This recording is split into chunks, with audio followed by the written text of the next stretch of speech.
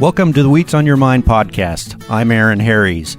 Wheats on Your Mind is brought to you by the Kansas Wheat Commission and Kansas Association of Wheat Growers. Our guest on this episode is Eric Atkinson, retired professor, radio specialist, and agriculture director for the K-State Radio Network.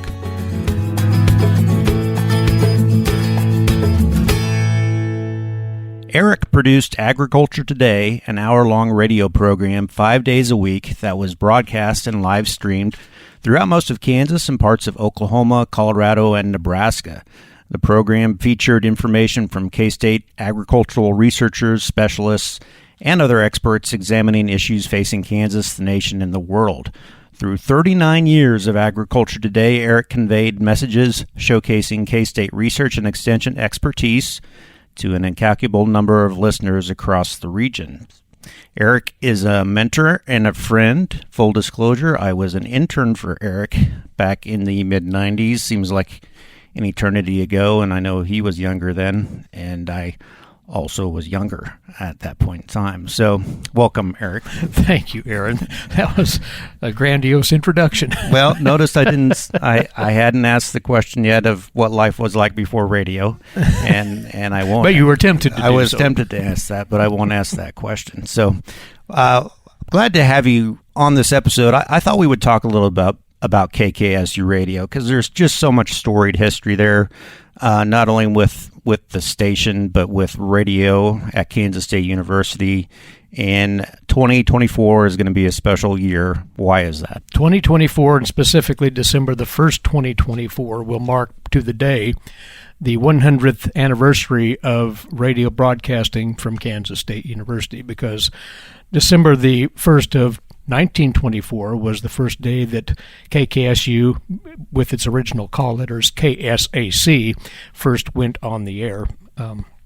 The history, though, is so deep and so rich as far as Kansas State University's exploration into the use of radio. It goes back into the 19-teens, and physicists and others here on campus tinkered with this newfangled technology called radio in various ways.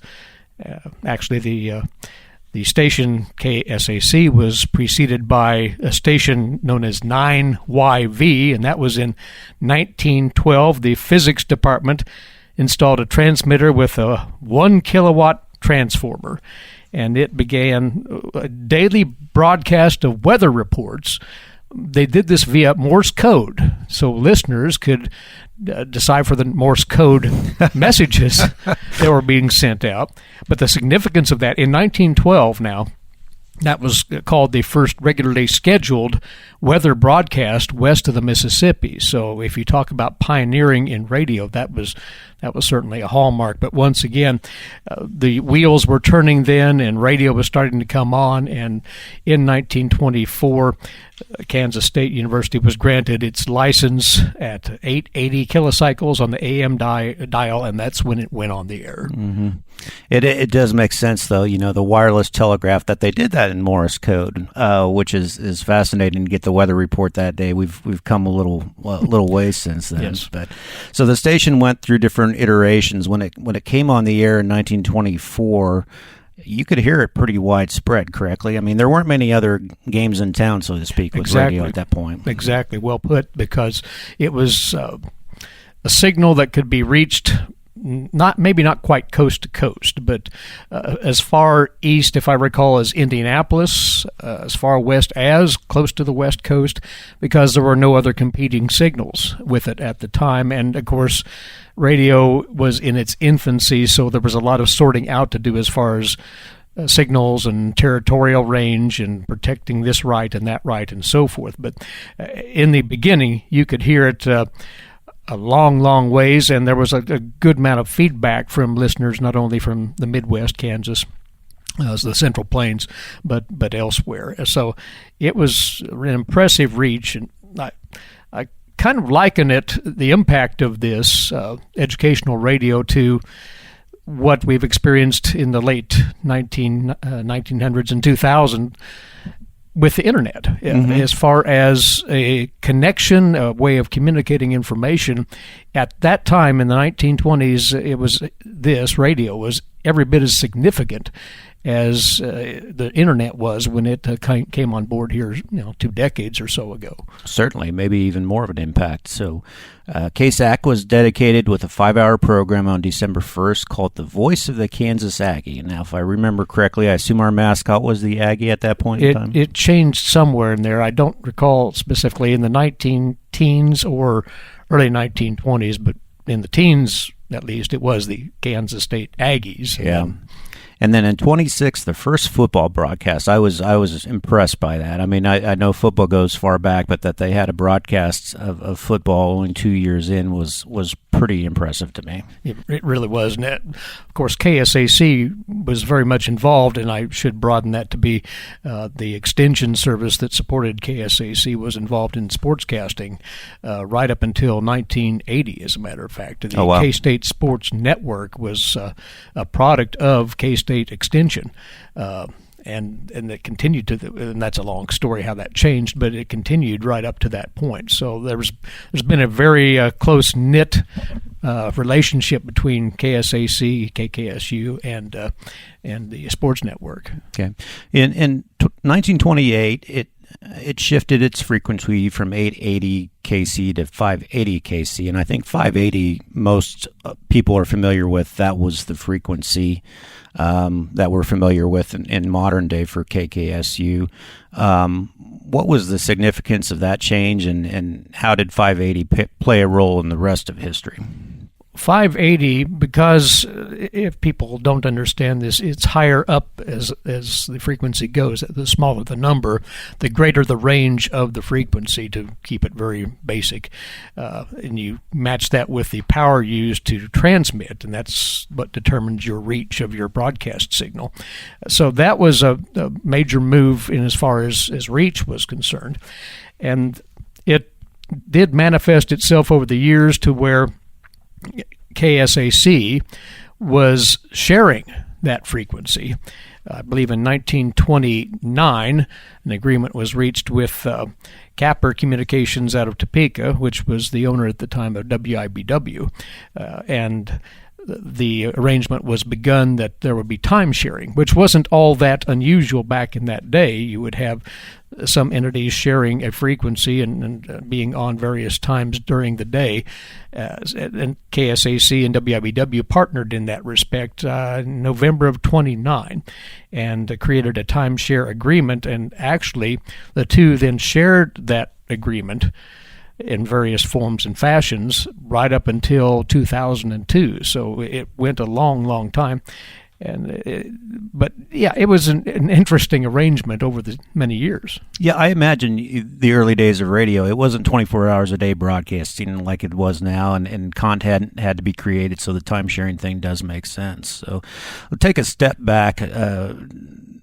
There's landmarks here on campus, and if those of you familiar on campus, there are two big towers, and maybe you've never noticed what they were for, but those were broadcast towers.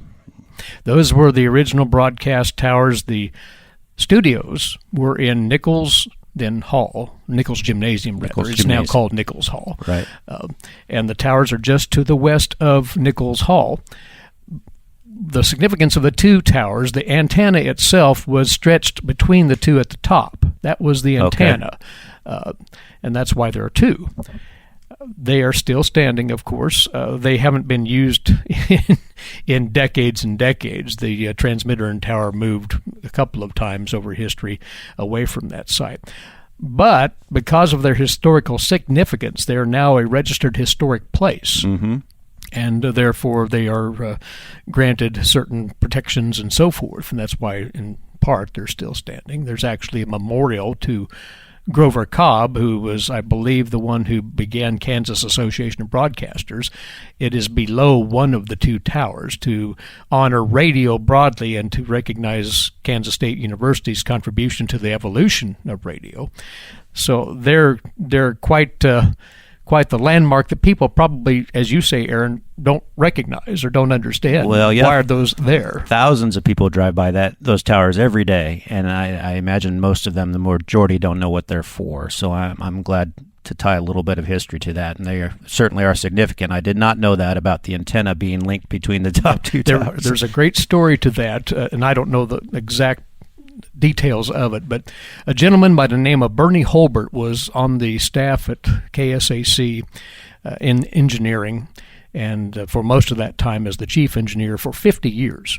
And he tells the story, I told it many years ago, of course, of how somebody during the dead of night had climbed up and hung a sign like "Welcome to Ag Day" or whatever, stringing along that antenna.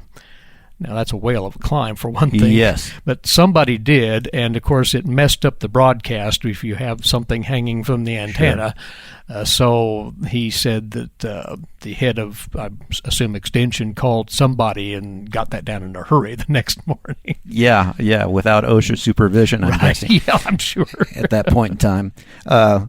Nichols Hall, so that was the home from the station, but then of course there was a fire in Nichols Gymnasium in 1968, Friday the 13th of 1968. And that was a whale of a day. Of course I wasn't there, but my former colleagues at KSAC would recall that story and that episode vividly. Nichols Hall, which was Nichols Gymnasium at the time, was the home for the studios. They were on the west end of Nichols Hall, the studios, and of course everything was archived there, old tapes, recordings, invaluable stuff. And it went up in flames that night of 13th of December 1968. That was a Friday. KSAC was on the air Monday through Friday at the time in the afternoons in its timeshare agreement with WIBW. But amazingly, and credit to folks like Jack Burke and Ralph Titus and Delbert Staub and others on the staff, amazingly they were able to scramble over that weekend before the next Monday came to pull together a makeshift studio in nearby Calvin Hall where Extension Television had its set up, and were able to continue to broadcast without interruption on that following Monday. They later moved in modular trailers to use as studios and what have you, but they really hustled to make that happen, obviously, because all of their equipment, all of their records, all of their recordings went up in smoke that previous Friday. So doing that over the course of a weekend, I would have liked to have seen that happen because they really moved to make that happen. Yeah. But that very next Monday, they were back on the air. Where was the broadcast point at that point in time? The tower, where were they broadcasting from? Signal? At that time, I believe, and somebody might have to correct me on this, but at that time, that was from the tower at Denison Avenue, okay, which was north of the beef unit and now the sheep unit up there. That tower has been removed some time back now, but that was for the bulk of many years the focal point of the tower. They weren't using the two towers down at Nichols at that time. Sure. Let's step back from KSAC and KKSU and talk about the history of agriculture broadcasting, the content in agriculture, because that's what was so important, and that's what we're here to talk about. Is ultimately became Agriculture Today, but what were the early iterations of that? From the very first, they led off with the College of the Air, and I believe incorporated in that was some farm broadcasting, but primarily they had a segment called the Farm Hour, and you'd have to dig back into the details of all of that, but the Farm Hour was a staple for years and years and years, and it remained called the Farm Hour right up to, I believe, 1961. Yeah. At which time it was changed to Agriculture Today. There were many people contributing to that program over the years, and you have to thumb through and pick up on some names here, but the Farm Hour was presided over by a gentleman by the name of Kenneth Gapin, and then Miriam Dexter was involved in that at one point in the 30s, and in the late 40s, somebody by the name of Grant Salisbury was directing the Farm Hour. So on it goes. Eventually, the individual who was most associated with Agriculture Today was a gentleman by the name of Paul DeWeese. And some of our listeners here who've been around a while might actually remember Paul. He was associated with KSAC beginning in roughly 1948, but he was appointed the agriculture director in 1966. He was called the Dean of Ag Broadcasters at that time, and justifiably so. And he was, of course, the host of Agriculture Today. And a remarkable talent, to say the very least, for anybody who had the pleasure of hearing him broadcast. So a lot of folks were contributing to this, and of course there was support by other folks leading the program and the station and the charge, such as Ken Thomas and most assuredly Jack Burke, who was the general manager of KSAC for years and years and years. So a great number of folks contributing to it. But it was also almost always it was the same concept as I understand the history of it, and that is providing information to farmers and ranchers, others involved in agriculture, from our agricultural expertise, whatever form or fashion that might be here at K-State. And it was usually in a conversational form. They had other ways of outreaching too, with script services and tapes that were mailed out to stations locally, and we can talk about that. But it's always been interview-based, and it's always been a conversation. There was a period where professors would just walk in the early days and read a script of something. But by and large, for the latter 60, 70, whatever years it's been, it has been that kind of outreach where a host will interview specialists and experts and scientists in this field or that, agronomy, animal science, agricultural engineering, so on. It has been a proven method, vehicle, and it continues to this day. So that's how it's been approached, and like I say, it's met with great success, it would seem, as far as a way to reach people. It certainly has, and you onboarded with the station, let's see, 1983. It's still KSAC. It was still KSAC, and it was, I should mention this, it was rather a bittersweet thing, because I was able to be brought on to KSAC only because Paul DeWeese had inadvertently and unexpectedly passed away in that March of that year, and then I was hired in July of that year. But yes, it was still KSAC until next year. Why the change? Why the change? In 1984, K-State was approached by a station owner in Sacramento, California, who had coveted the call letters KSAC, SAC, Sacramento. And so a deal was struck, and of course that station in California in Sacramento paid money to make this happen, and KSAC was relinquished by K-State. And then in the midst of this, they were scrambling to get call letters that would reflect or emulate what K-State was about. And there was a set of call letters still available, KKSU, that I believe was assigned to a maritime ship or something to that effect. And so they had to go through the political hoops to get that released for K-State to use. But in the interim, they couldn't get it done quickly enough. So for one day, KSAC was known as KEXT for extension, because they weren't sure that the other call letters were going to actually come through. Well, they did come through in time to switch after that one day from KEXT to KKSU. I like KKSU better. Yeah, much better, as a matter of fact. We should mention, so you are a graduate of K-State with a bachelor and master's degree in journalism? Bachelor's degree in radio, television, broadcasting out of the School of Journalism, and then a master's degree in journalism and mass communications. And you had big shoes to fill when you jumped on board. And what was your viewpoint at that time? You were just gonna continue as is, or make some changes, or you were young. You was 26, and once I got past the innate panic and fear of following literally a legend in agricultural broadcasting. I mean, again, Paul DeWeese was just remarkable, and it can't be said strongly enough. But my intent was to basically carry the torch as best as one could. I had no ideas of coming in and changing the format or the approach one iota, because it was obviously working very, very well. So I just hoped to pick it up, and things were in place where it wasn't starting from scratch. People were accustomed, as people here on campus, our researchers and specialists and so forth, were very much attuned to coming over to McCain Auditorium and doing interviews. So it wasn't like having to recreate the wheel. So eased into that and wanted to continue that method of going about things, and hopefully did.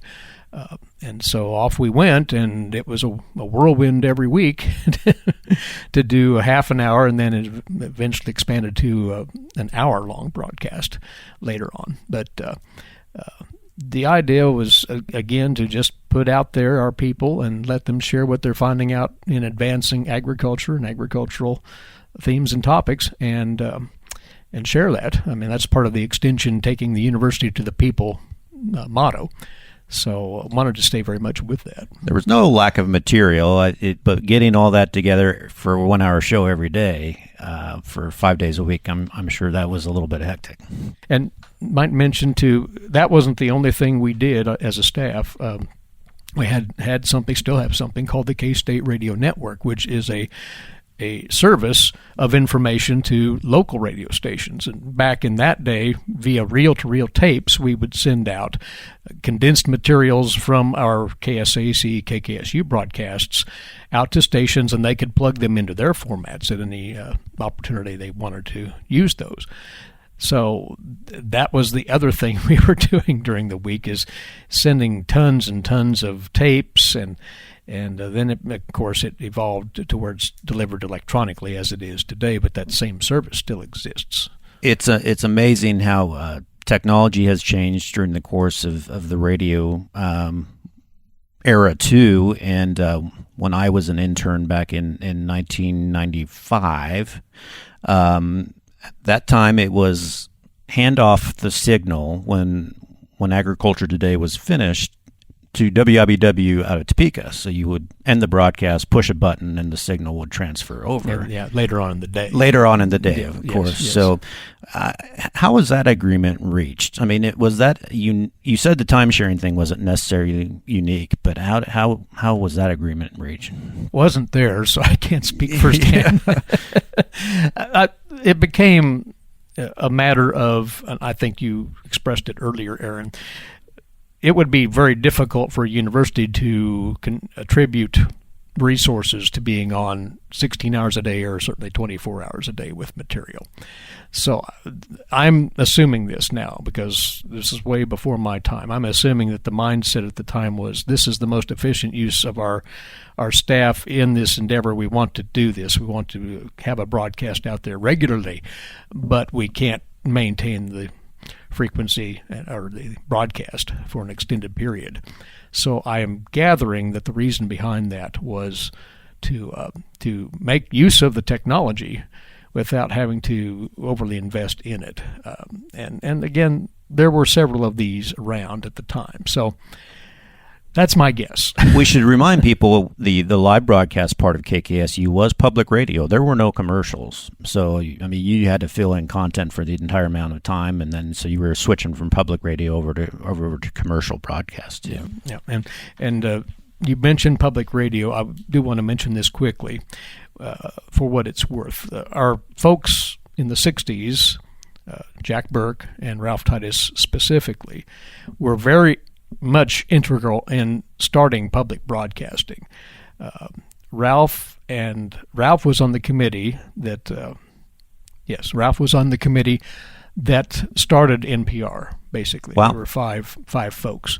Jack was also involved in that. Ralph was involved in the creation of the longtime NPR program, All Things Considered. He was one of the founding fathers of that. And Jack was the chairman of the board of the National Association of Educational Broadcasters, so he was very much a leader nationally in this whole thing. And in fact, when they created the Corporation for Public Broadcasting, Originally, that was to be only television for public television. But Jack was the lead lobbyist to convince the administration of President Johnson at the time to include radio in that, which, as funding of public radio goes, was an absolute must. So anyway, all that to say, these two were extremely key to making public radio come. A lot of pioneering tied to the history of KKSU radio. So aside from agriculture, there was also athletics obviously involved with this. You were able to know some great people, Dev Nelson being one of those, and tell me about that, your relationship with Dev and what your role was with athletics. And hopefully folks do know the name Dev Nelson yet. It's been a while. But Dev was the voice of Kansas State University Wildcat athletics for several decades. He began in the early 50s. With the KSAC, and I won't go through his whole path of his career. But it was a remarkable experience. I was fortunate enough to work side by side, when I say side by side, office side by side with him for 5 years before he retired in 1988. And what a grand gentleman he was, what an absolute hoot he was to be around. He was just a gem of a person, and you talk about a skilled broadcaster. Wow. He could have gone to other richer pastures in the sportscasting world. If I remember right, the Cardinals were potentially a destination for him until they ended up hiring Jack Buck. So he was just a gem of a guy. The press level at the Bill Snyder Family Stadium is named after him, of course. It was just a treat to be around a legend such as him. I was sort of starstruck, and then I realized he's just a regular guy from Marquette, Kansas.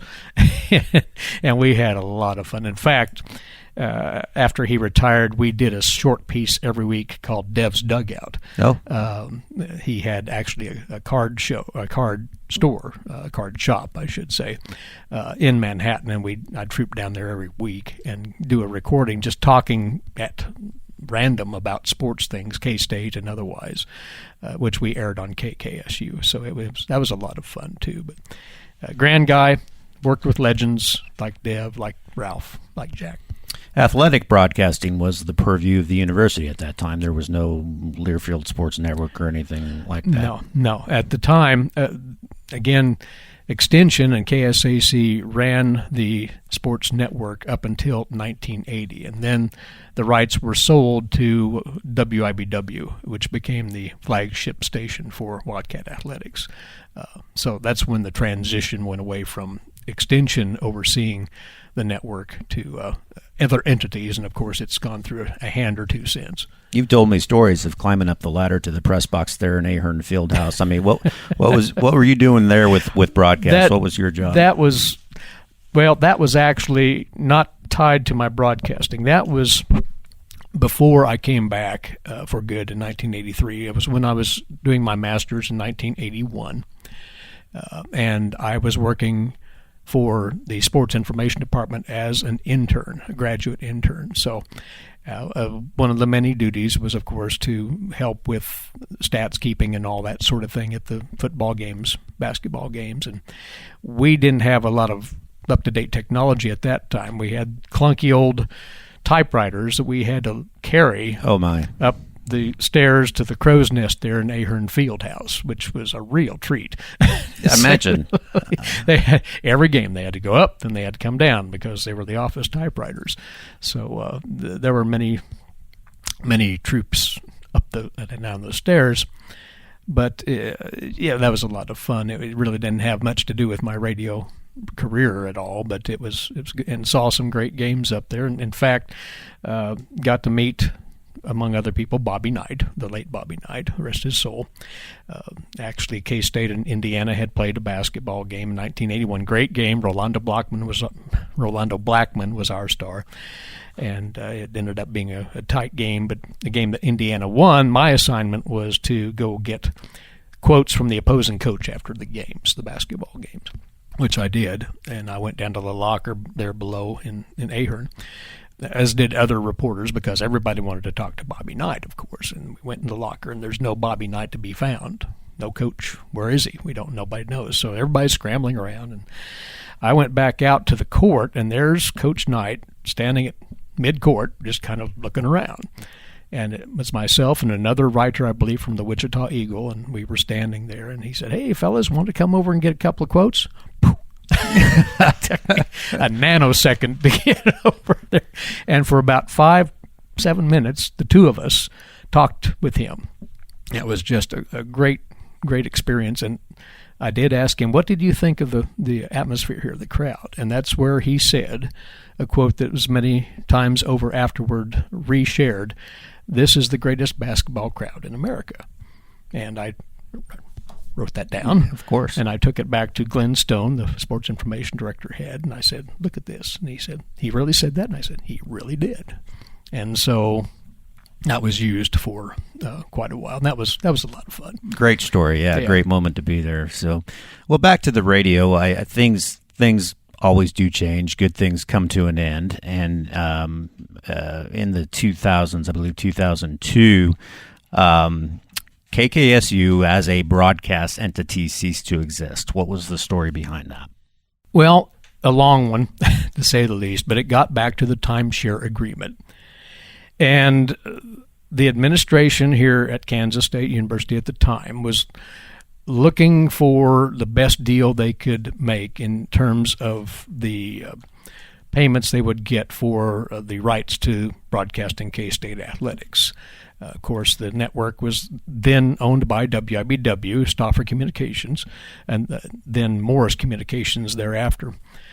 And the timeshare agreement read in such a way that WIBW was thinking or claiming that they had an inherent right to carry the sportscasts, the athletic events, and then we won't get into the weeds of the legalities, what the timeshare actually said, and so on and so forth. But anyway, K-State wanted to get out of that deal and move on to another provider.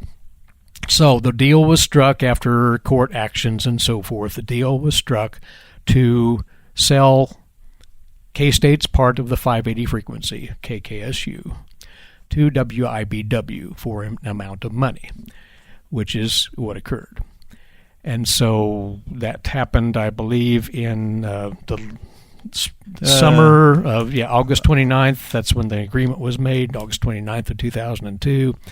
The broadcast rights were sold for $1.5 million, and then on November 27th of 2002, that was the last day of broadcasting for KKSU. The end of a great thing. It wasn't the end for K-State radio, though. No. The agriculture network continued from that point. What had happened, just to round out that story on the Agriculture Today side, we went off the air November the 27th, but basically the minute, almost to literally, but basically the minute that it was understood that KKSU was going to be no more, I got a call from a gentleman by the name of Kyle Bauer, who is the general manager of KFRM radio, stationed in Clay Center. The tower is at Salina. I'm sorry, the tower is at Concordia. It's licensed to Salina. It's all confusing. Anyway, Kyle called and said he understood what had happened, he'd heard, and would I be interested in having Ag Today carried on 550 KFRM? And I said, yep. You bet.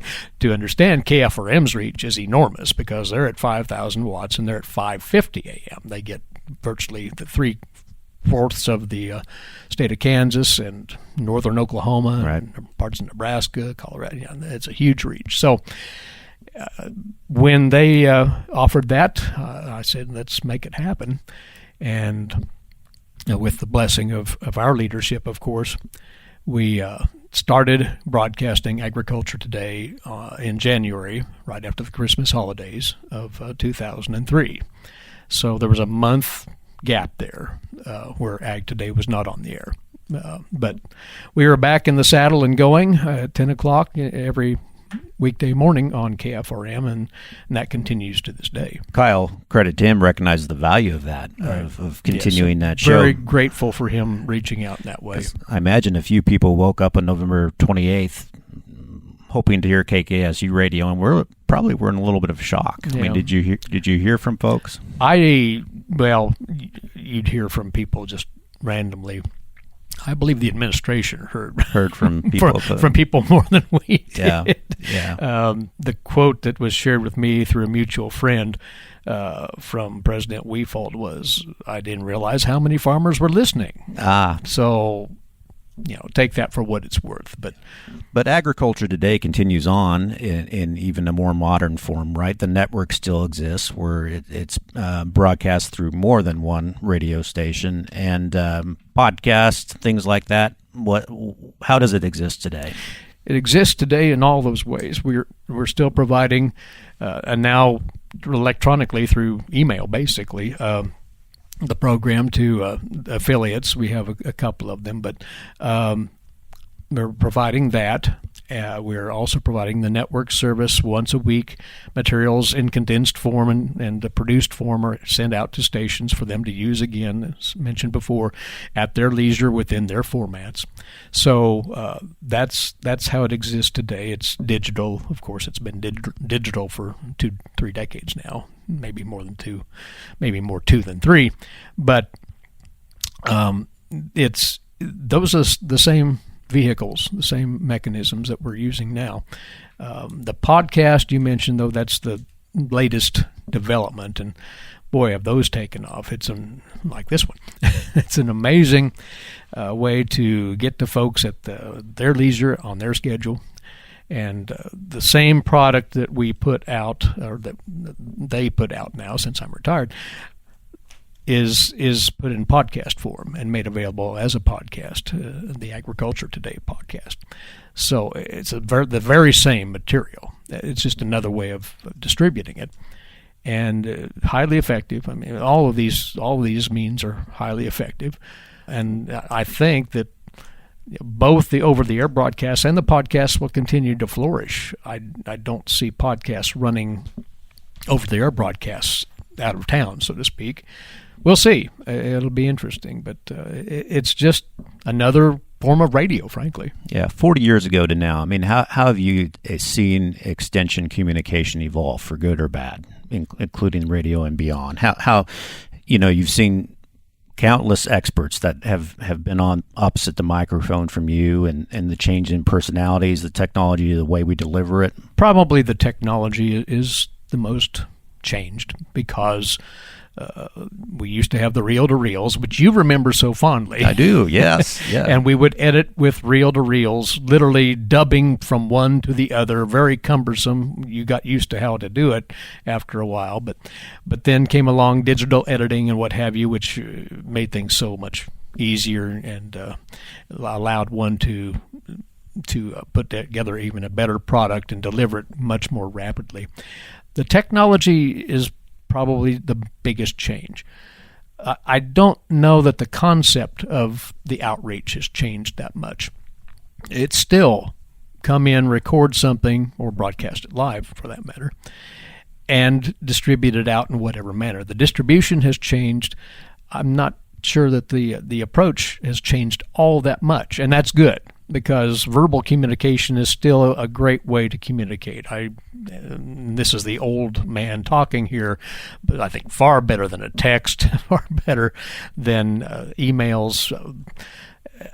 There's still no substitution for verbal communication, I don't think. All of these can be augmented and used together, but I think that's still going to exist as a means of reaching out. And I have a bias, but I still don't think there's a replacement for radio. I mean, we saw some pushback here where some motor companies tried to get rid of AM radio in their vehicles, and there's just a place for it. Yeah, the NAFB, National Association of Farm Broadcasting, was lobbying extensively, heavily, and still are, against that happening. And so people like the constant of it. Right. Farmers like the constant of it, and not just older farmers.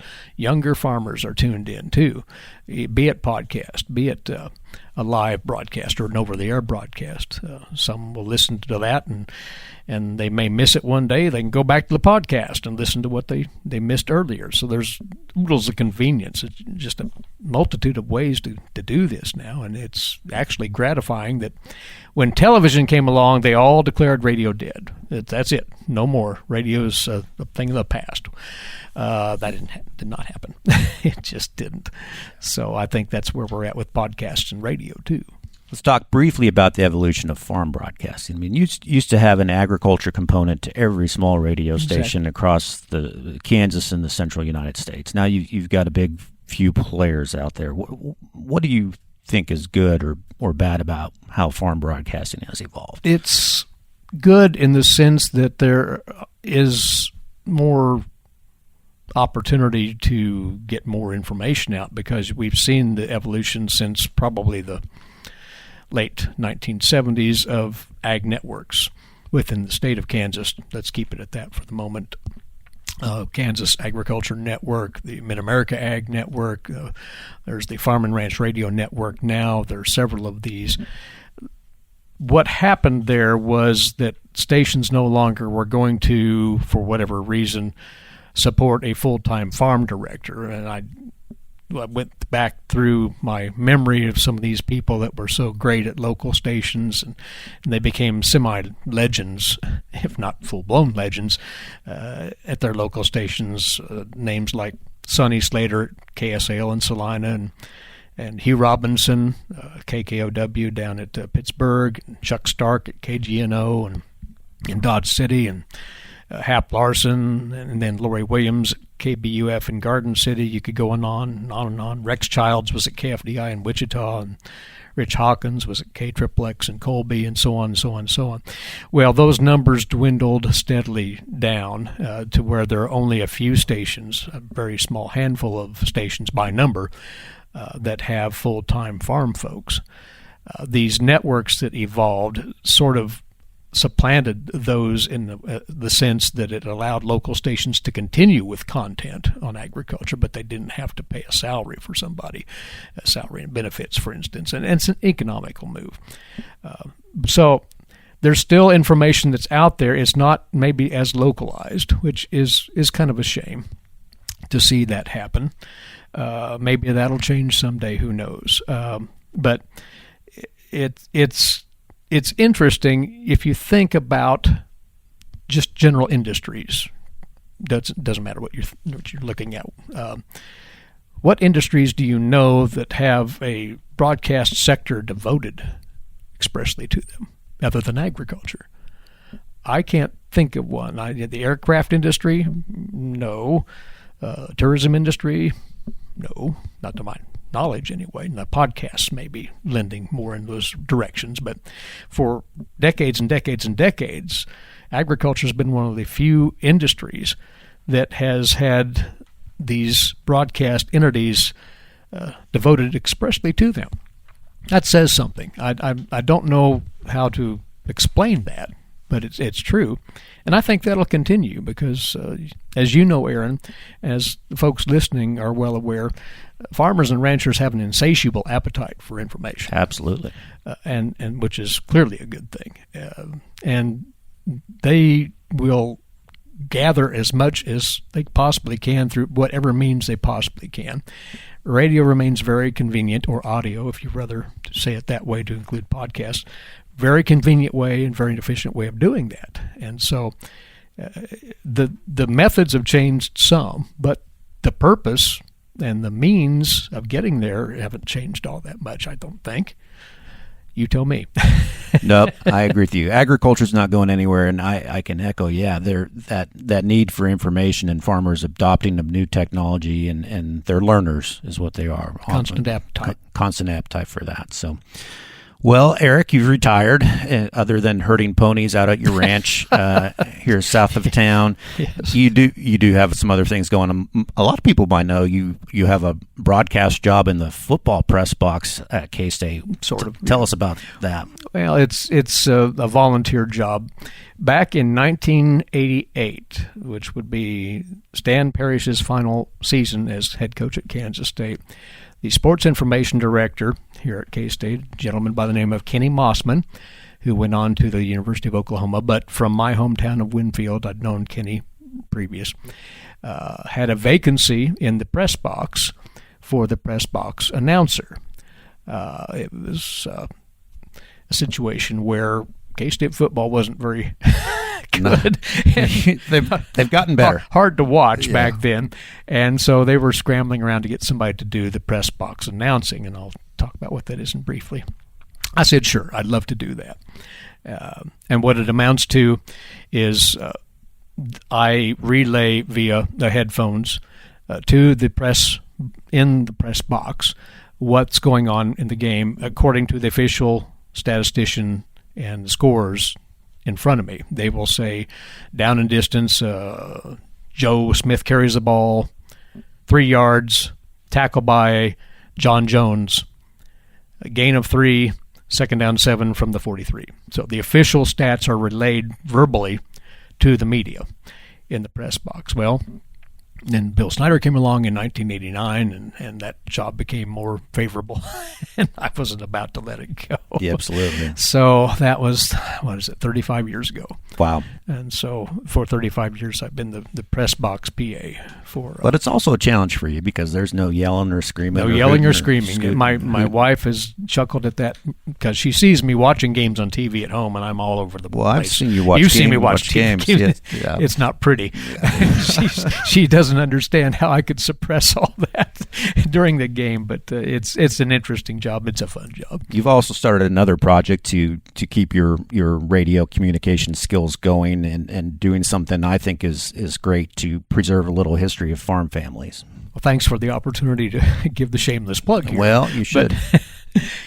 And actually you were instrumental in this. You brought this to my attention, but the idea was that oftentimes farm families are regretful when their elders pass and they have not captured in some way the memoirs of their parents, farming parents, to share with future generations. So now that I'm retired, have been for about 1.5 years now, it occurred that maybe I could invest in some relatively decent audio equipment, portable equipment, go out to these farm families who would be interested in this and record their parents or aunts or uncles or whomever they'd like to record their memoirs of their farming life, their farm family lives, their rural community involvement, whatever they would want to share, to preserve those memories, again, for future generations to listen to great-grandma talk about the farm or great-grandpa talk about how the farm had been passed along to him from previous generations. And then go out, record those on the farm or ranch with the parties, bring it back and put it together in a package of audio that is provided to those families, and as many copies as they want. It's not a for-profit thing per se, but it's something that I'm availing myself to anybody that would like to have that happen. So that's what it's about, and it's been really interesting so far to interview folks and get their various stories. I imagine it's fun, and speaking from the perspective of a person myself who waited too long, don't wait too long to do that. How can someone reach out to you if they're interested? The easiest way to do that is to email me, and here's the address: agguy@ksu.edu.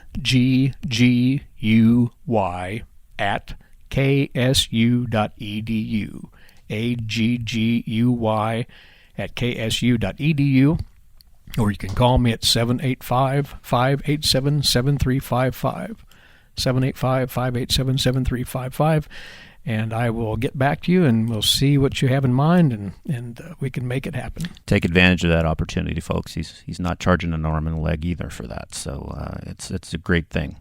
Well, Eric, this has been fun. I know you wouldn't put yourself on the platform with people like Paul DeWeese and Ralph Titus and Dev Nelson, but you are a radio legend in Kansas. People recognize you from one end of the state to the other. And glad to have this discussion to get some of this on the record, and we look forward to celebrating that 100 years of radio at K-State in 2024. Stay tuned for details. There is a committee that's been pulled together to honor, quote, the radio towers, which would reflect the 100 years of radio excellence out of Kansas State University. That's likely going to happen starting in September of this coming fall, and details will be forthcoming. So hope folks will take due note of that as those bits of information come out. And kudos to you, while passing out kudos for this podcast, because this is a great vehicle to share some terrific information and stories about wheat and agriculture and all that's associated with it. Thank you, Eric. Thank you. Appreciate it, Aaron.